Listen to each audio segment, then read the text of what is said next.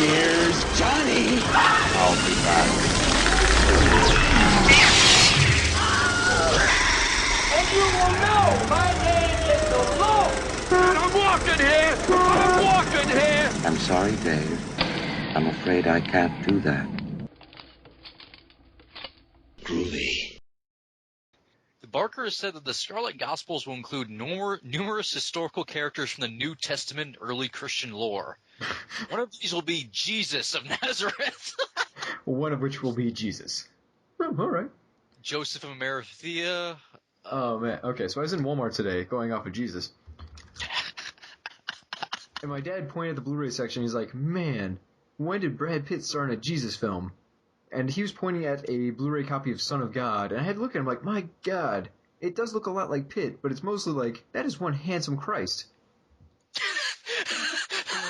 One handsome Christ. It is. I was a little disappointed. I Snapchatted that to some people and they never got back to me. Apparently they didn't find it as funny as I did. But take a look at that Christ. Please start a band with that being the title. One handsome Christ. Look at that Christ. Christ is that handsome. God damn it, Jesus. You got the moves. Why like is that Ryan Gosling as Jesus Christ? I still think it looks like a young Pitt. Like if he dyed his hair and, the mustache anyways. He's Gosling, though. Regardless, it's a handsome Christ. I mean, that's a good-looking dude. Yeah. If the painting's been more like that, maybe more people would retain their faith. He truly is the Son of God. The Lord of Damn. You've had that in your head all day, haven't you? No, I just made that part up. But I mean, that handsome Christ has been there since morning. I gotta admit, his lips are a little chapped, but... Well, he is in the desert. I'm lost in his eyes already.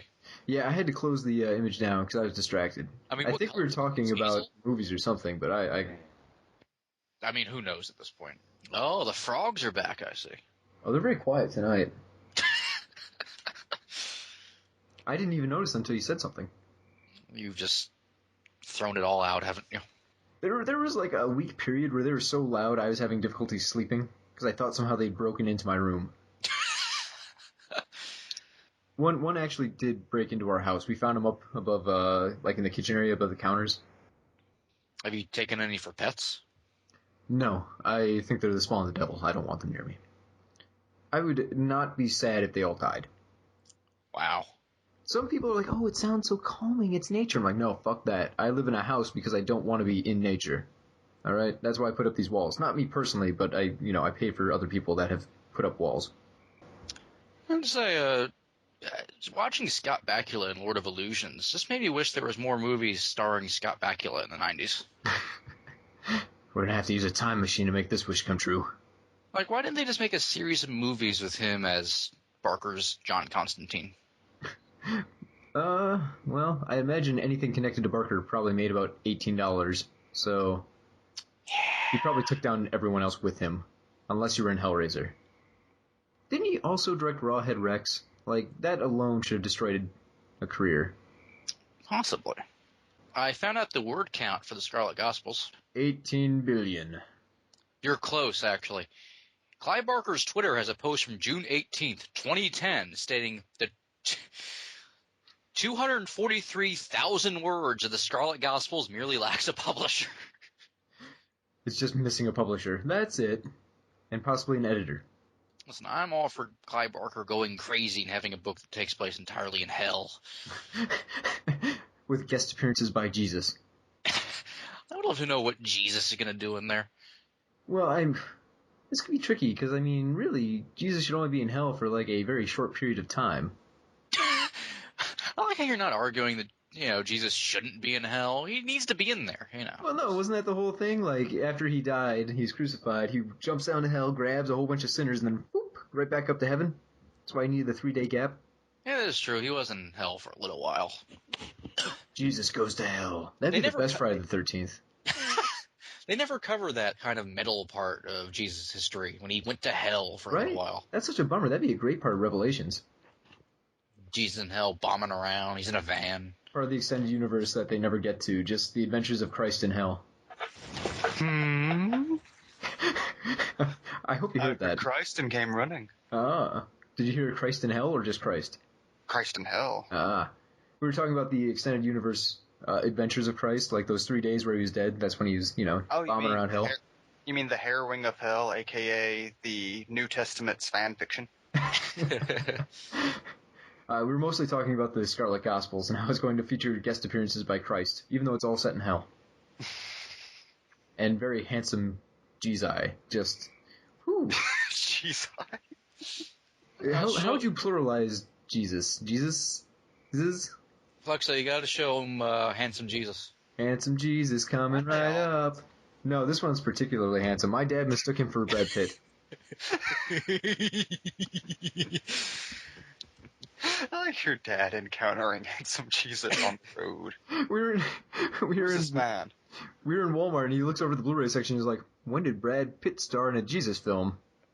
Oh, fuck, I think I know what Jesus you're talking about. Yeah, handsome fucker, right?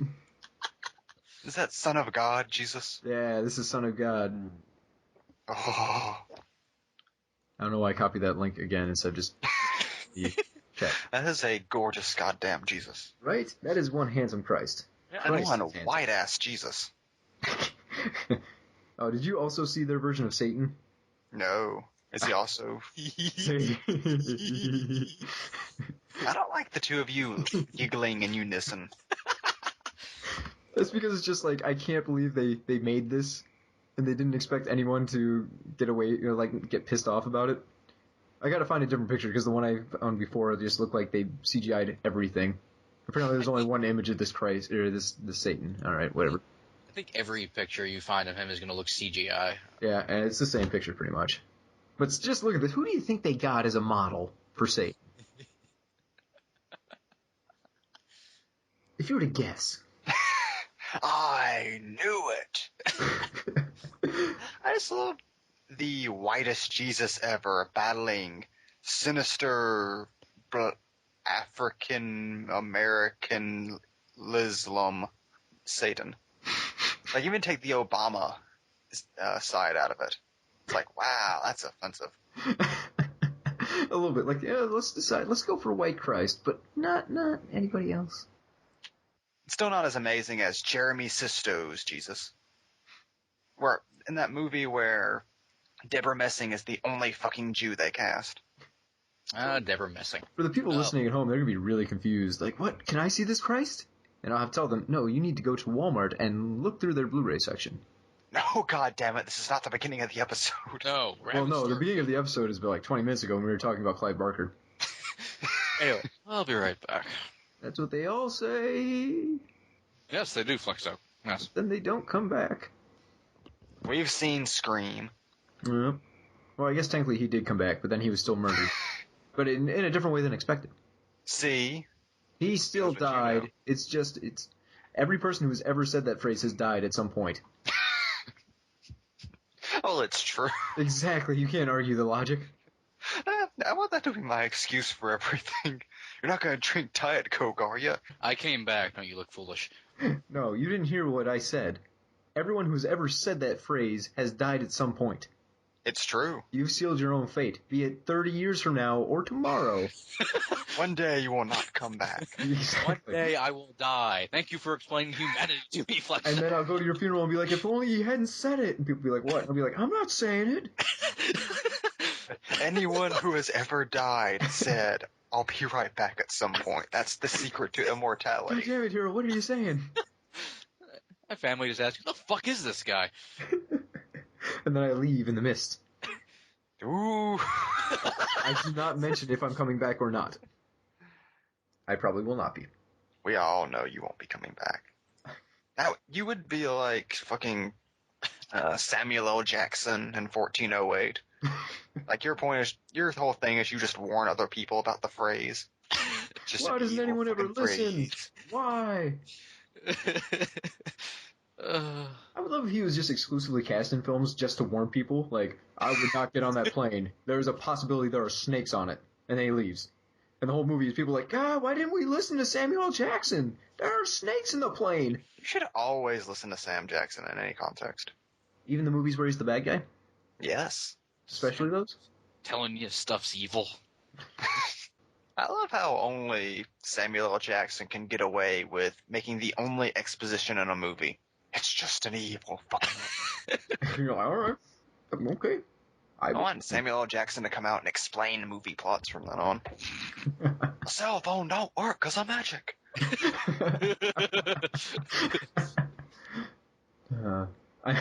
I'm rewatching Hobo with a Shotgun. Unfortunately, no subtitles, but I can just it's still ingrained in my brain, so I can hear the whole thing.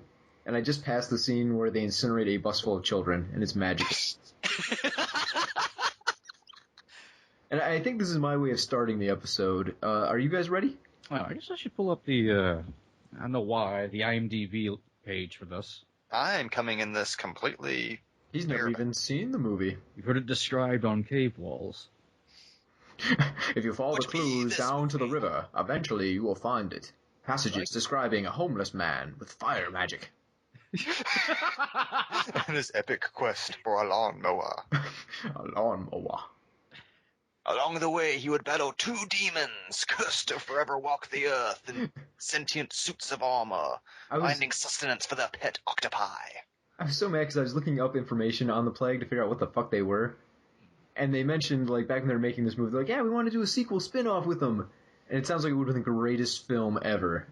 And we'll never get it now. I'm assuming we'll never get it now. It's been several years. We'll never. Hobo with a Shotgun isn't that old. 2011. That's not that old.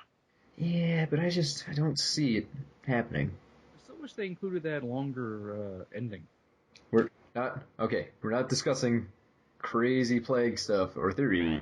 I like how it sounds like Flexo turned his mic off. No. Good day, sirs. Ba-doop. Turns off the internet. Ba-doop. God damn it.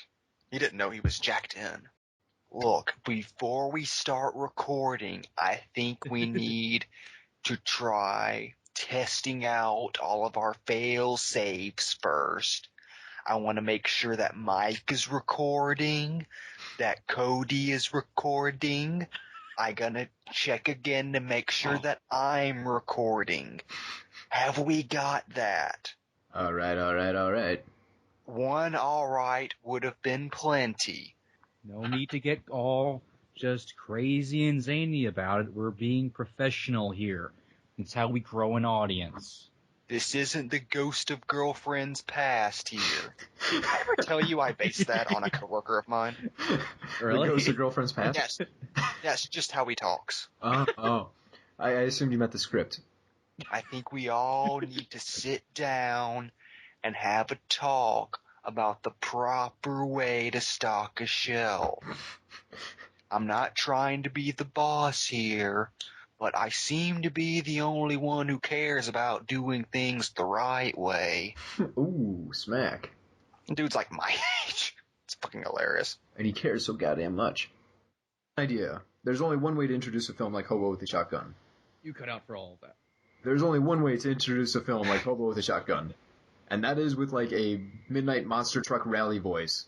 Today we're discussing Hobo with a Shotgun. Gun. Only on Box Office Pulp. Recording Sunday. I can't wait till the sequel has Truckosaurus fighting the plague. Yes. That would somehow fit perfectly. I don't think you could do anything in the series that wouldn't fit. You could have aliens show up. Oddly, I still wouldn't fight that so much. I'd be like, alright, that's part of the show now. I mean, demons showed up at the end of the first film, so if you went for a third film and suddenly hobos on Mars... Hobos on Mars. I'd still rather see that than Machete in space. Machete Kills Again in Space. Yep, you're right. Full titles. To be fair, I have no interest in Machete Kills. I would go to the theater opening day to see Machete Kills Again in Space. See, they should have just jumped right to space. That probably would have saved that series. So Hobo When in with a doubt, Shotgun, go to space. Hobo with a Shotgun.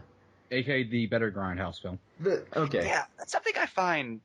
I'm sorry to interrupt you, but... I think we're all very talking strong about the same opinion thing. on this. Shut the fuck up, Cody. Wow. We're all friends here. Not anymore. The thing that struck It's okay, I'll just me edit him out of the most- podcast. Go ahead. Let him talk. For now. The thing that struck me the most when I first watched this was the fact that of all the movies that came out of the whole Grindhouse series, this is the one that got Grindhouse movies the most. Yeah, for sure. It had the look of it. It felt like it could have just been a Grindhouse movie that got moved to now, whereas the other ones were kind of joking with the concept more or less. You know, like the missing reels and all that kind of shit. Yeah, there's no winking at the camera in Hobo with a Shotgun. They're just like, yeah, let's just make one of those weird 1970s exploitation movies you find on VHS at flea markets. It's also really weird to me that none of the Grindhouse films were financially successful, and yet we got a series of them. It's confusing, just through force of will on Rodriguez and Tarantino's part. That's exactly it. Like, they decided, no, fuck it, we're bringing this back, and all of a sudden we got Machete, we got a sequel to Machete, we've got Death Proof, Planet Terror, Hobo with a Shotgun. I'm surprised we didn't get Werewolf Woman of the SS. Well, we do have Wolf Cop coming, so. True. Wolf Cop. It also weirdly got into pop culture where there's like comics called Grindhouse, and then all this weird pastiche stuff that came from a failed film.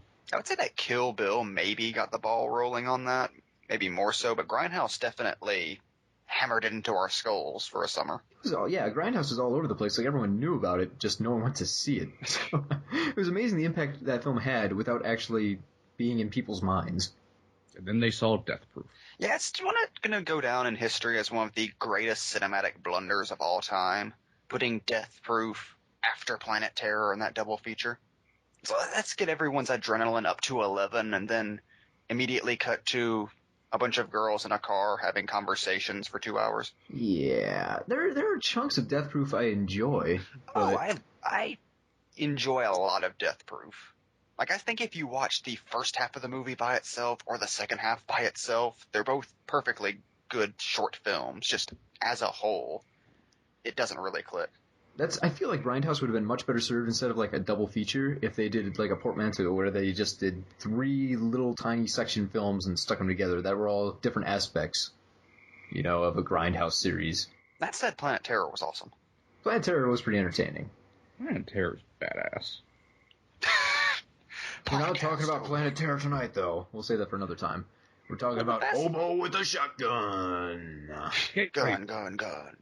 And the fascinating relationship Hobo with a Shotgun has with the Grindhouse series is that it's not technically part of that series. It was just funded as it was like part of a contest. Yeah, it was a contest winner.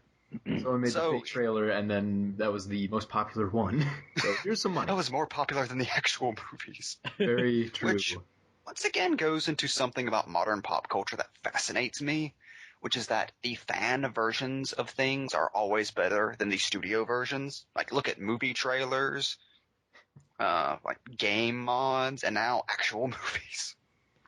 See, one of the reasons I think Hobo with a Shotgun is so successful is because every scene in the film feels like it was designed to be part of the trailer. Like, it really does. Every scene has like this one incredible one-liner you could be seeing like, oh, yeah, that's definitely going in the trailer. That's the one-liner that will sell the trailer. Or like an action beat where it's like, that has to go in the trailer. This guy just got, staked to the roof with a rubber noose that was launched from a crossbow. Yep, that's going in.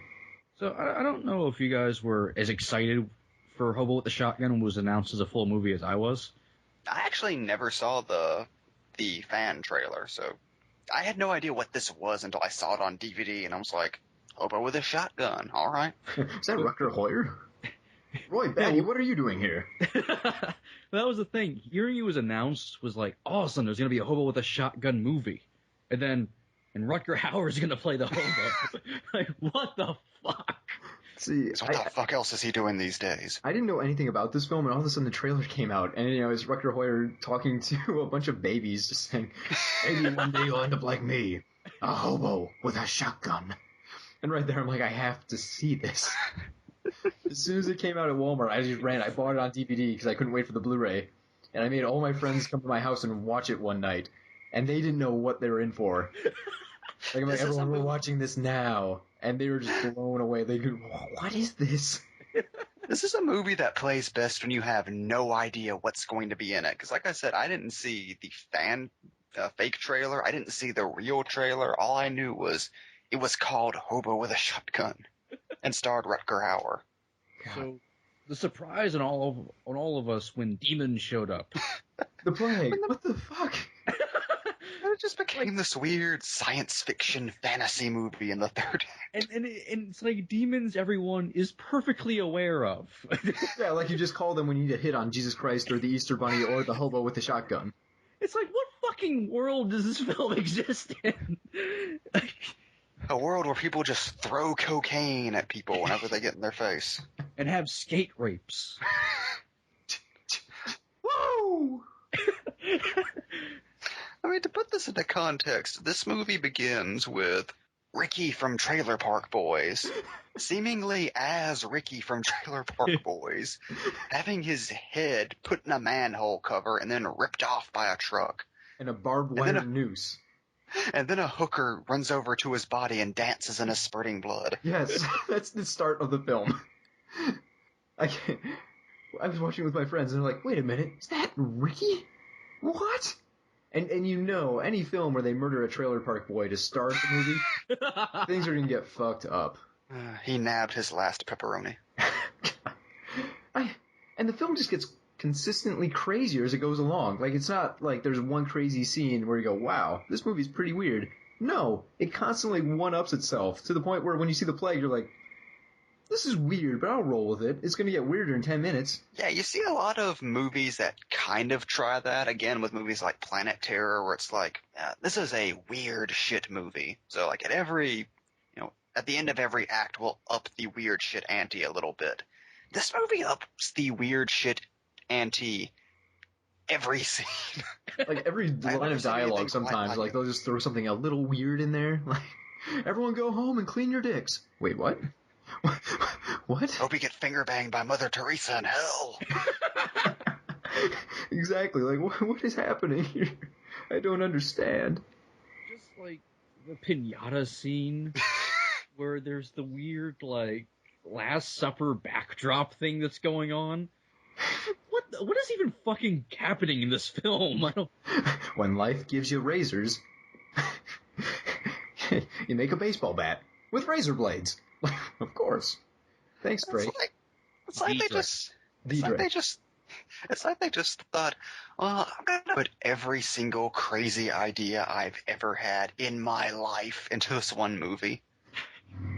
It's great. They're not trying in any way to hide that this is going to be a hard R-rated film. Like, probably unrated. I assume this didn't get a rating. It probably didn't play in theaters. Like, they don't hold back on any of it. It's all nuts. They had no aspirations for making this a box office success. Is the plague coming for Flexo? I thought the Blackbird was taking off. Dun, dun, dun, dun, dun, dun.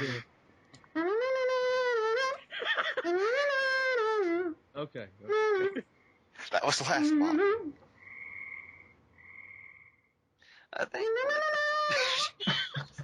Sorry. It's all out of my system. Go ahead.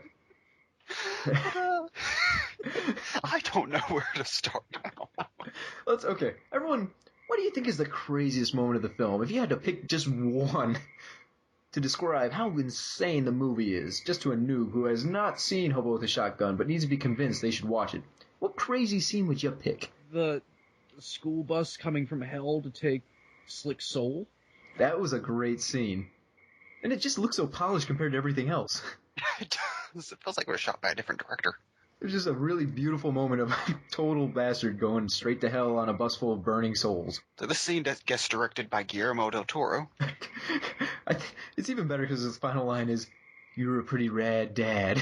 It's like this movie just takes place in the early 90s. I think this is what happened to the Cobra Kai after the Karate Kid. You have to remember during a montage, one of the characters does put on 2 snap bracelets, so yes. I love that montage. I hate Christmas. I think one of my favorites, though, is when Slick is like, you're gonna ruin the skates. And Ivan just, I ruin everything. I'm so proud of that. We're all dirty cops. There's so much of characters just turning to the camera and screaming evil things. Because they're the bad guys. Meanwhile, Rutger Hauer is putting in an Oscar-worthy performance. His tiny speech about bears. We'll get to that in a moment.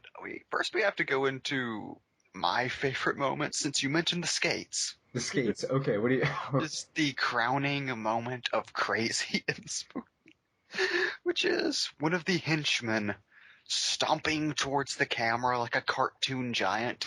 The camera angle panned upward onto him as he's wearing ice skates, a white suit, and sunglasses. And he stomps towards the camera and exclaims, "Today's a beautiful day for a skate rape." A head bob. That's pretty damn crazy. Followed by the fact that he gets electrocuted with a toaster on said skates, and then screams out, "He made me come!" That's pretty crazy. I'll give you that. That's insane. This is a movie where skates are lobbed at people like throwing stars because it's that fucking Canadian. I still say the craziest might be when Rutger Hauer has the little eye slit in the coffin and he's looking out at the plague, who is for some reason fighting a giant squid monster in their castle. For some reason, Mike researched this. They were playing with it. Oh, okay. The plague has a pet giant octopus they keep in their castle. And then Rip The walks director has over, gone into this. lights a match off his helmet, offers it to the hobo, and then strikes him out on their wall of famous hits, including Jesus, the Easter Bunny, Abraham Lincoln. I forgot about that. I think that's the craziest scene to me. And none of this is explained. They never touch on the octopus. No one else mentions it. No one says anything else about it for the rest of the film. Ivan walks in, he's just like, "Good work, guys," and then leaves. I love the plague. The medieval fantasy characters that just pop up at the end of the movie. Because why the fuck not? And even the hobo isn't weirded out by it all. No, he just rolls. He's heard of them. He just calls them demons. Like, okay, I'll... okay. It's so, when I first, and you see the plague mentioned in the opening credits, but then there's a video game, so I thought, oh, he means the creation of the video game that was created for the film. Right? No. No, suddenly you're at a Victorian mansion somewhere. With a bunch of crosses in the yard. Or there's a suit-up sequence, and there's dragon motifs. I'm still confused by the end where they're like, Rip's like, "She killed Grinder. She must become part of the plague." Then the hobo simply goes, "No, you can't have her." And he just turns around and leaves. All right. You win this round, hobo. Hauer said it. That's why they should have included that longer ending where Abby gets the arm of shotguns and becomes a member of the plague. Yep. We can. That'll be part of our fantasy ending. The EU. I'm like, didn't you look up the origin of where the plague comes from that the director went into? He just, it was an idea he had when he was a kid, and he always wanted, it's I guess he drew pictures of them and everything, and then, because he thought, in case I never make another movie.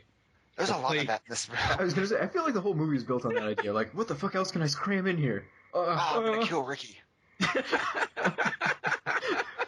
But didn't he go into, them being disembodied spirits possessing suits of medieval armor or something? I think that was the idea. There's nothing under the armor. They're just the armor. They're the disembodied souls of two demons who have possessed suits of armor. And have a pet octopus. For no reason. It was their reward for killing Jesus. What I'm saying here is if you haven't seen Hobo with a Shotgun, or you've seen it a while ago but you don't remember it being crazy, go watch it again.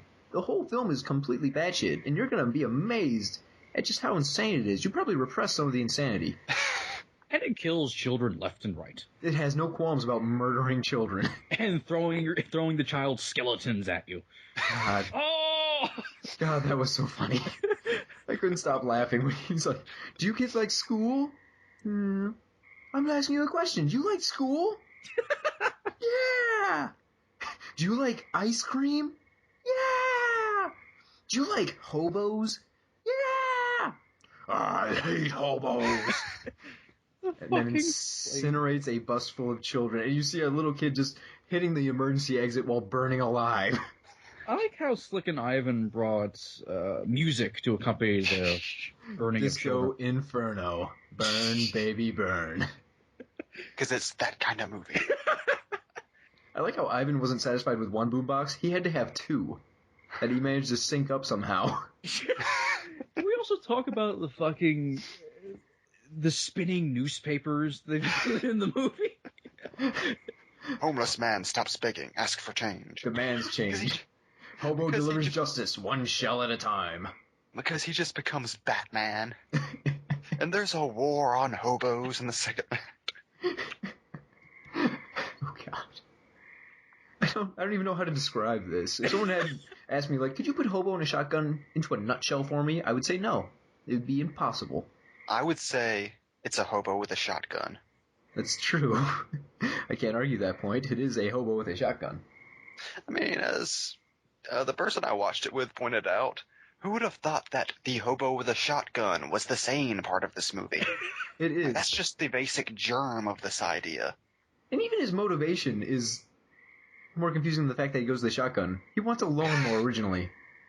Yeah, A lawnmower. I love the pathos of a homeless man just wanting to mow a lawn again. Or the fact that he doesn't seem to comprehend that, cities are not the only places with lawns. Like, I don't think I saw any grass in this movie at all. I don't know why he had the idea a lawnmower would help. I think the movie makes it kind of clear that he's a little insane because he's a hobo. That's very true. Like, his bear speech really doesn't make any fucking sense. No, he's the bear. He's trying to tell everyone to watch out. He's going off the chains. I love that this is a movie where Rutger Hauer tells a hooker bear facts throughout. And Rutger Hauer, what makes this movie work so well, both as a movie and as an homage to those old grindhouse movies, is they get a Shakespearean actor to play it completely straight, which is always the hallmark of those movies. Like, you believe the pathos of that hobo with his shotgun. And I especially love, how serious they actually treat the movie. Like, they're playing Lifetime-style sad piano music. Like, when the hobo's having his down moments. What is this? I am tired. So sad. There's just everything. Like, there's no wink at the camera moment where they're like, we're having fun with this. This movie thinks that it's going to win an Oscar. Fucking pathos of his speech to those babies. And The motivation of Ivan, who's just struggling in the shadow of his brother. Who just wants his father's love. He just wants to be the superior skate rapist. And the hooker's big third act speech about homeless rights. We call them homeless, but actually they do have a home. The biggest home of streets. all. And we're trespassing. Like, it's a very earnest film, which is weird to say. Well, the writing's so good because, once again, as a homage, it just does characters saying words that don't really have meaning to them. I don't know, Mike, you did not learn an important lesson after watching Hobo with a Shotgun? I learned that all hobos should be exterminated if you want to have a criminal empire. I think you took this in the wrong way. You were looking at this from the Drake's point of view, which concerns me. But the Drake has those women. His broads? Obviously, he's the good guy. I just love how fucking over the top that scene is. Whoever kills the hobo with a shotgun gets my broads. Oh, my broads! The Drake, the greatest film villain of all time. I was about to say, if I had to cast Mike as a villain, he would be the Drake.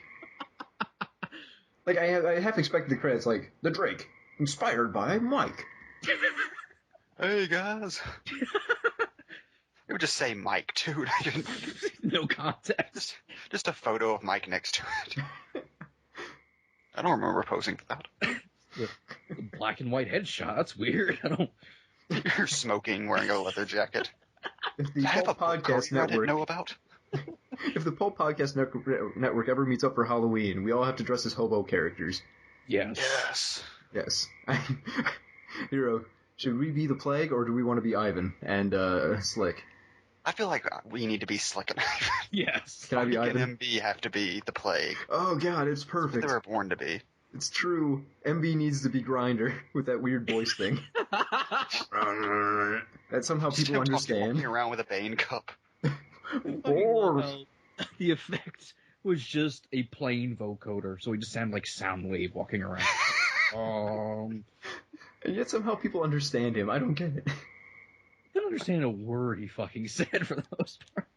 And there's no subtitles on my DVD, so I can't even try and find out.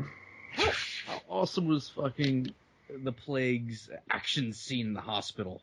Which once again is just played like a dead serious action scene. Like something you'd see in in one of the Night Watch films or something.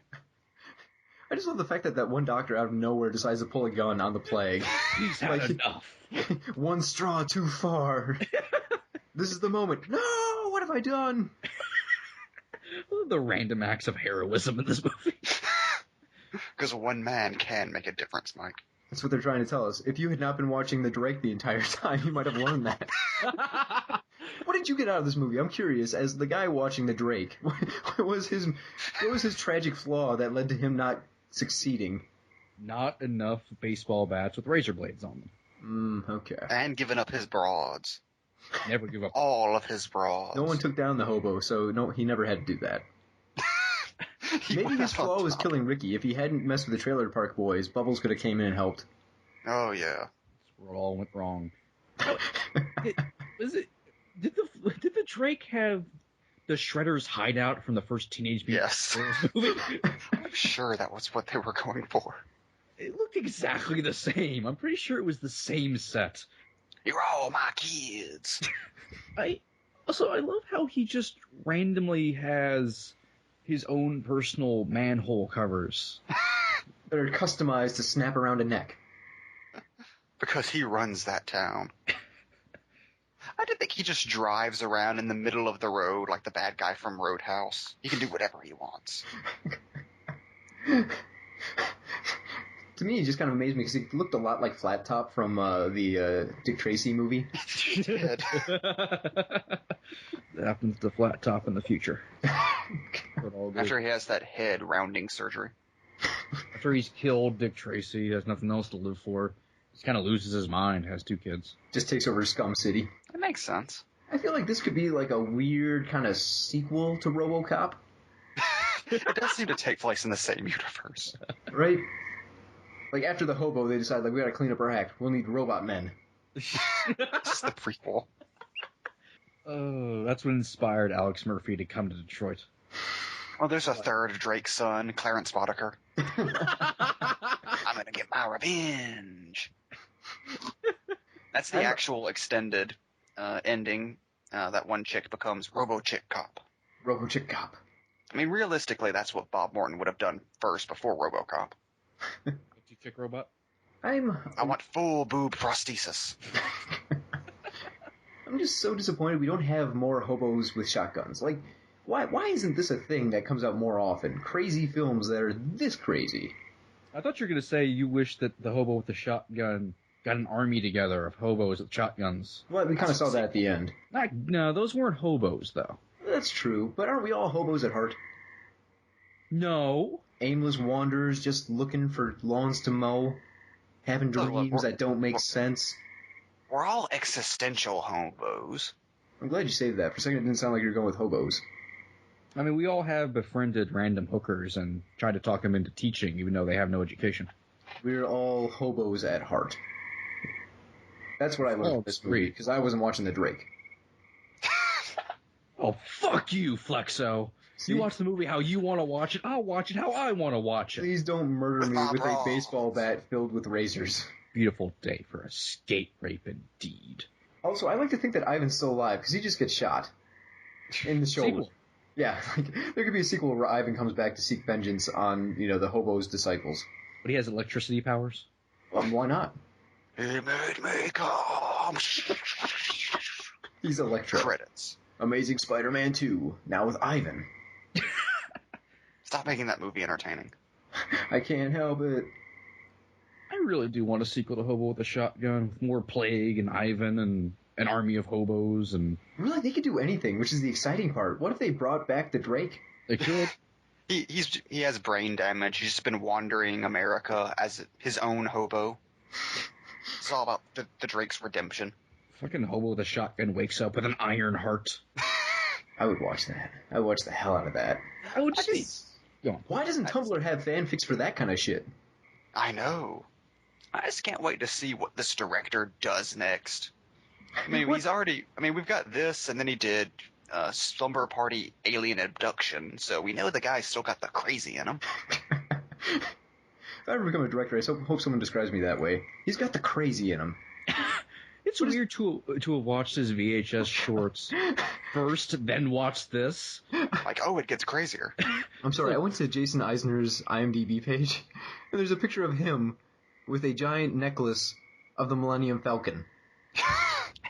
Wearing Nice. sunglasses and a Makes backwards sense. hat. But this Millennium Falcon is like as large as his torso.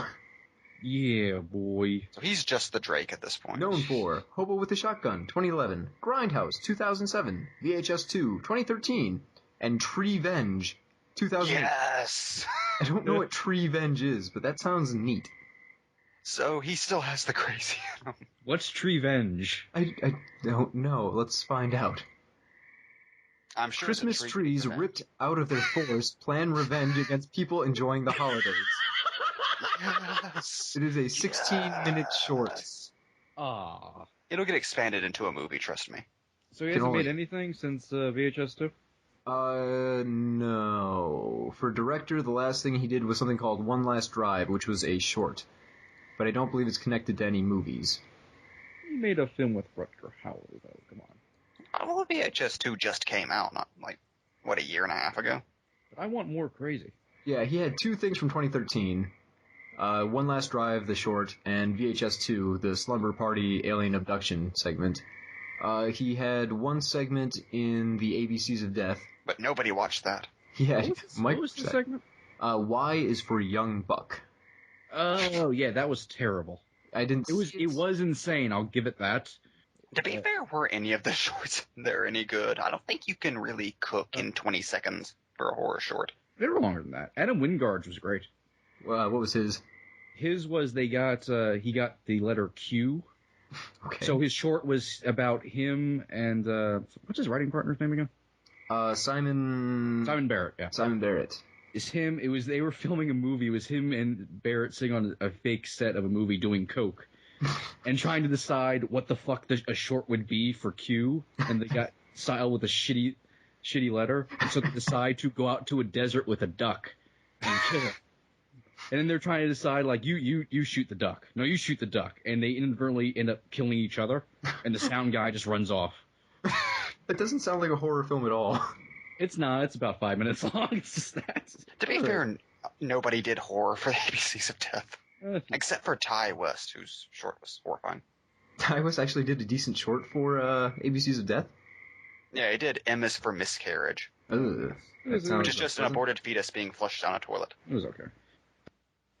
But Eisner's was it was at least coherent. Involved a pedophile licking sweat of young boys off a bench, and then being killed by the head of a deer. That's interesting. It was just a really long musical montage. It wasn't that good. Yeah. But Jason Eisner's directorial listing is pretty short. There's Treevenge from 2008, then Hobo with a Shotgun, the short, from 2007, then something called The Pink Velvet Halloween Burlesque Show, which was a short from 2006. Can we watch that after we record this? We can find it, yes. And then something called The Teeth Beneath. Did I tell you guys about the burlesque show I saw at summer camp? This year, not like a summer camp for kids. You know, we've been going for a while. Maybe you should save that for after we finish. We sign off, finish the episode. I feel, well, we can always edit it out if I put it in here, right? I like this just ending with Flexo story time. So you want to hear this or not? Yes. Yeah. Alright, so it's called summer camp, but it's a giant music fest. It's like 2 a.m, and we find out there's a burlesque show held in one of the tents. So we just run down there, me and 2 other guys, just to see what it's like. And things got kind of weird. Like, there's one girl who's wearing 3 different morph suits. So the first one's just a normal black morph suit, so she does her dance. Then she peels that off, and underneath she's wearing a morph suit that looks like just muscle. So she starts doing her dance in the muscle morph suit. Then she pulls that off, and it's another one that just looks like denuded bone. And that was all her thing was. She was just dancing, peeling off layers of skin. So that was a weird way to start. They go through, they do a couple more normal ones, they do some hula hoop stuff, all very interesting. They get to the very end, And this girl comes out, and she starts dancing, and she puts on a big metal plate over her crotch, and then pulls out a buzzsaw, and just starts humping this saw blade, and shooting sparks all over the audience. That's dangerous. I didn't know what was happening. Do you know what it was called? I have no idea. It was the most erotic thing ever. I didn't know what was happening. I was just a little drunk, and I'm sitting there like, what is this? But that's the funny thing that people don't get about modern burlesque, which is most modern burlesques don't try to really be sexy at all. They're just weird, avant-garde comedy troupes. More or less, yeah. If I had to describe it, that's what I would go with. It felt like something out of Hobo with a Shotgun, to be honest. Just the blade and the sparks and the weird nudity mixed in with it all. It was like, what? So that was your Hobo with a Shotgun moment. What I'm saying The day is, life hobos imitated with a art. shotgun are real, and we need to believe. I think you entered that area and you just entered the world of Hobo with a Shotgun. I'm lucky I Transformed yourself. survived. Yeah, I could Went have. through the Drake gate. I could have easily gone into the glory hole and had my head ripped off. Welcome to the Drake Show. Did they ever actually say what Drake did? He appeared to own an arcade where people murdered and did drugs inside of it. And that was enough to allow him to control this entire ripoff of Detroit. And it just said on the outside, Drake. He was that arcade. And he could not afford lighting in that place, so. No. Well, they needed crime lighting. I'll ask you a question. When Slick was about to have Abby kidnapped in the arcade, the dude came in wearing the mask. What the fuck was about to happen there? The clown with the burlap sack? Yeah. I don't even want to imagine. Organ transplant. And why does Slick just have that on tap where he can mentally call that dude? Yeah, because that wasn't the plan. He just kind of ran into her. So, one way or another, he was taking someone and putting him in that sack. He was about to have sex, but he still wanted her in the sack instead. That's his kink. Thankfully, the hobo appeared with his sock full of quarters. I think he was going to put a ring on your finger. I like that it's a running joke that the hobo doesn't understand what prostitution is. There's just so many great hobo moments. Like, how much money do you have? And he pulls out his sock and dumps it on the table and just kind of looks at it and goes, don't worry about money. Don't take the TV. Why don't she just picked up a TV And threw it. You know, she had a pretty nice place, all things considered. Yeah, I don't know why she was so eager to get out of there. She seemed to be doing pretty well for herself. Considering what a hellhole everyone else has to deal with every single day and night. Also, what the hell happened? There was the part where she's pushing the hobo around in the trolley filled with dead hobos. And the hobo gets out and he just goes, you are fucked up. And she just smiles like, this is the greatest compliment anyone's ever paid her. Pretty much. I don't know what to think of this character. Also, the hobo fucking taking Slick into the police station asking to see the commissioner. Because it's Blank Man now. This is the citizen's arrest. I love that glorious moment where you think the hobo is going to be put undercover by the chief. They're going to take this guy down. He's got the law on his side. Unfortunately, it turns out we're all dirty cops. Oh. I found an interesting trivia fact, which was, I mean, besides that, the we're all dirty cops was the hobo from the trailer, but they originally asked him to reprise his role for the film, but he said he didn't think he could carry an entire film, so they then got Rutger Hauer. How does that happen? Yeah, I was wondering that too. Like, what a weird step up. Okay, we've got this guy who had one line in the trailer once, or let's get Rutger Hauer. Like, what? How did they have Rutger Hauer on speed dial? Right? How did they just pull him in? Did he, like, actually murder a hobo? And they're like, okay, you gotta make it up to him. By starring in this film, glamorizing the homeless. I did this movie for the hobos of America. Did you say hobos, or? I didn't think you said hobos. It's Rutger Hauer, so it could be both. It's like the father fucker thing. It's like, what did he say? Rutger Hauer was the hobo with a shotgun, a villain in a Batman movie, and Roy Batty. I feel kind of bad for the guy, because, no offense, I love this movie, but isn't it a bit of a step down to go from, like, the Batman Begins $150 million movie to Hobo with a Shotgun just a few years later? To be fair, Rutger Hauer's been circling the drain for about 20 years due to being a horrible human being. Really? You could You could say that about Rutger Hauer's entire career, though. Huge thing, small thing. Huge thing, small thing. Huge thing, small thing. And then suddenly he's going to be, a Shocker in Amazing Spider-Man 3 or something. Oh, God. Guys, I forgot. He was in Dracula 3D. His career's all right. Oh, yeah. I still gotta watch that. Don't. We need to do commentary for that. But Exactly. It's a commentary waiting to happen. I don't know if you need to bother watching Dracula 3. Listen, you know how much garbage we've watched for commentaries? That's true enough.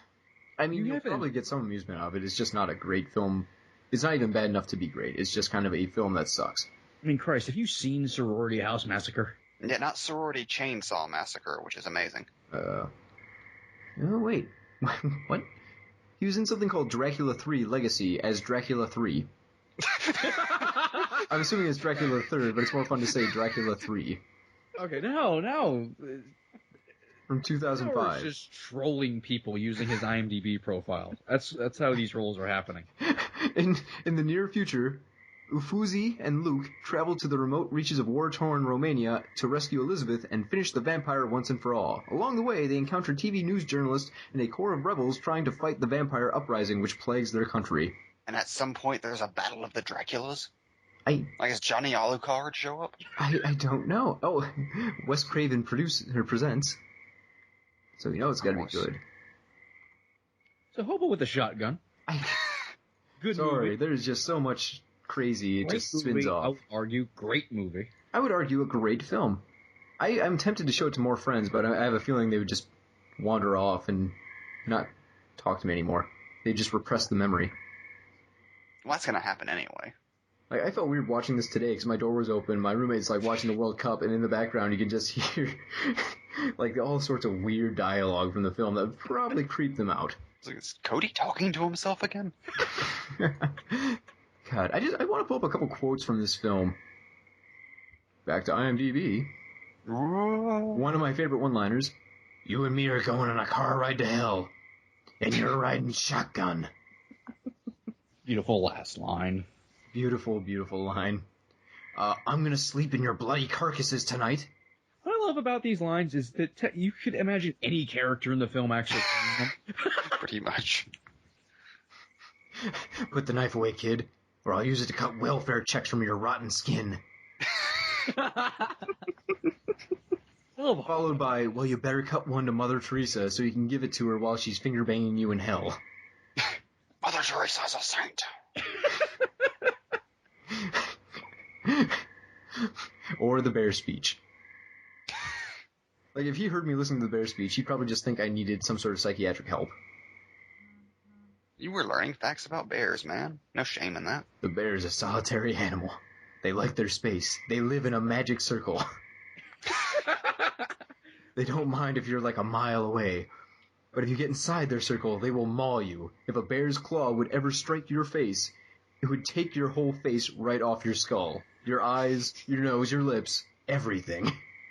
He was so happy to hear these facts. Where did he get the picture of the bear he put in the frame early in the morning? I don't know. Where did Abby get the bear necklace she puts on at the pawn shop? Was that just laying around there and she stole it? Yeah. Why did she symbolically have a empty photo frame in her living room Why did she put on a huntress costume?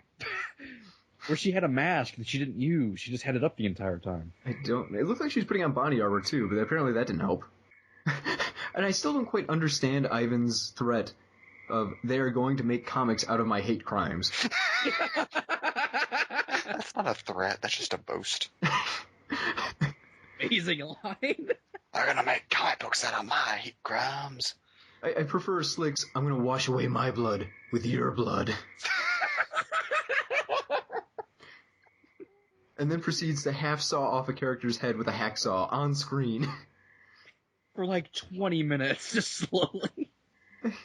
Just imagine what they could have done with this movie if they had more than like 30 cents for a budget. Yeah, it's amazing to think this is just shot in somebody's backyard. It's just how much crazy they crammed in on shoestring. Like, if someone handed these guys $20 million, just imagine what they could have done. I'm a little Hobo with a scared. Shotgun 3D. A Feels man can dream. feels cheap. It doesn't.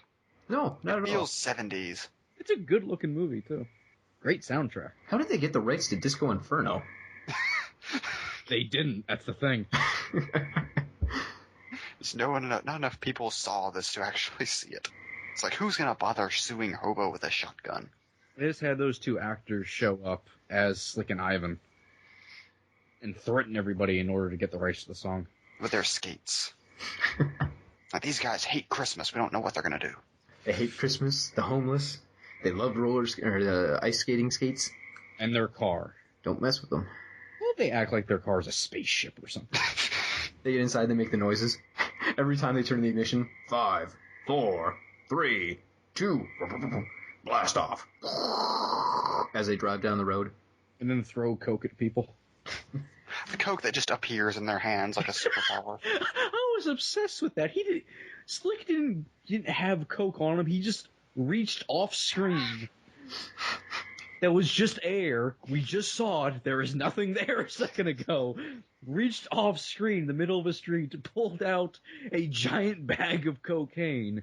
That is the most powerful and amazing drug in the world in the world of this movie, and just threw it at the guy. And it exploded, and he picked it up and ran off. What about the scene where the hobo walks in with a shotgun in his mouth like he's going to kill himself, and the two guys on coke just start laughing? What was even going on, man? I don't know. Why was an arcade machine used for harm? It's like, how do you beat somebody up using a stationary arcade machine? I don't know. They also, killed a guy by ramming two cars into each other to crush a head. This movie was so inventive. Wasteful. Oh, we got a Facebook comment. I put my status before recording this to Hobo with a Shotgun, the film that sanity forgot. And one of the responses, but is it as good as Rubber? And I feel like we can answer this live. Hero, what's your opinion? If you had to put Rubber in one corner and Hobo with a Shotgun in the other corner, and they fought. I don't know. Are we talking about film quality or the deadliness of the protagonist? However you want to take it. If you want to take it as the characters duking it out or the qualities of the films, go ahead. Your choice. If it's characters, I'm going to go with the tire from Rubber because he can make things explode with his mind. That is true.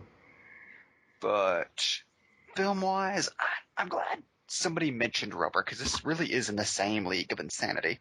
I would say Rubber appears relatively sane compared to Hobo with a Shotgun. Yeah. You have that leap, okay, the tire has telekinetic powers and can move, and it's, a sentient tire. But other than that, and I guess the fact that everyone realizes they're in a movie and a guy gets shot, but he's totally fine, and he's just doing it to prove a point. Okay, I talked myself out of it. Rubber's kind of crazy. I don't know. I would go with Hobo with a Shotgun. Compared to a movie where a murderous tire looks at itself in the mirror and wonders what it has become, Hobo with a Shotgun is crazier. They actually make a pretty good double feature. That should have been Grindhouse. Yes! I would have been so for that. Let's re-edit Grindhouse right now. Could you imagine people walking out of...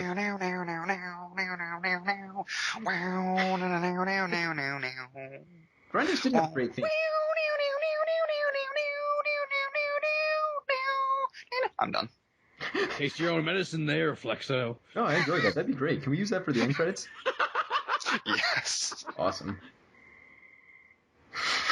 I love the insanity of this episode, talking about the insanity of Hobo with a Shotgun. It's appropriate. I think it'll be a good episode. I like how we're reviewing it before we even finish it. Stop talking about it before it's done. Hey, remember when we recorded that episode on Hobo with a Shotgun? That was crazy. We're doing it right now. Oh, fuck. I've become unstuck in time. Shame I never decided to release that episode. Hobo with a Shotgun? That episode died 10 years ago. On the plus side, if we're unstuck in time, we can actually go back to the start of the episode and introduce ourselves before we start recording. Oh yeah, people probably think this is some kind of weird NPR podcast. Anyways, I'm your host, and today on Box... I'm not even going to go through with that. You're not going to know who I am. Fuck it, just do it. It's crazy. I'm your host, Cody. Joining me today are two very qualified homeless people. Mike, introduce yourself. I'm just glad to be here. As you should be. You could be sleeping on spikes outside a library. And our other guest, James. How are you doing, James? All things considered, it's a pretty good day for a skate rape. Yes, it is. Good night, everybody. We're all dirty hosts. We're all hobos in our hearts.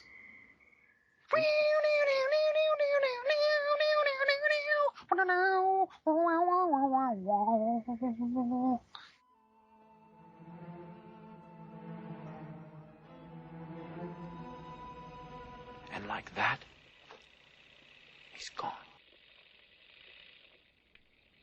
I'm legitimately going to end the episode this way. That's.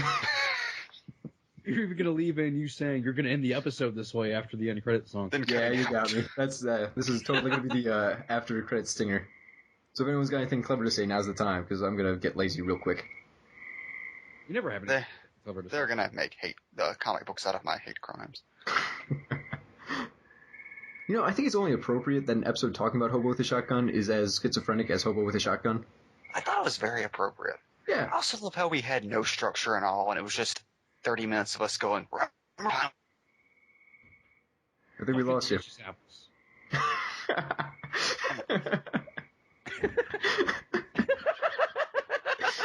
Oh man, there's gonna be like 20 minutes after the credits. This is turning into Are Sin we City. still going? I don't know. I'll edit as need be. I'm still recording.